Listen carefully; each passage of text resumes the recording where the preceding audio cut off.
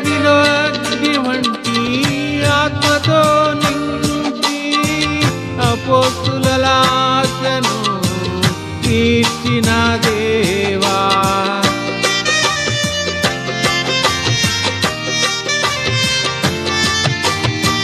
మేడగదిలో అగ్ని వంటి ఆత్మతో నింపి అపోస్తుల ఆశను తీర్చిన దేవా, ఈ తరములో నీ సేవకై మేము నిలువగా అగ్ని వంటి ఏడంతలాత్మతో ఆశ తీర్చవా.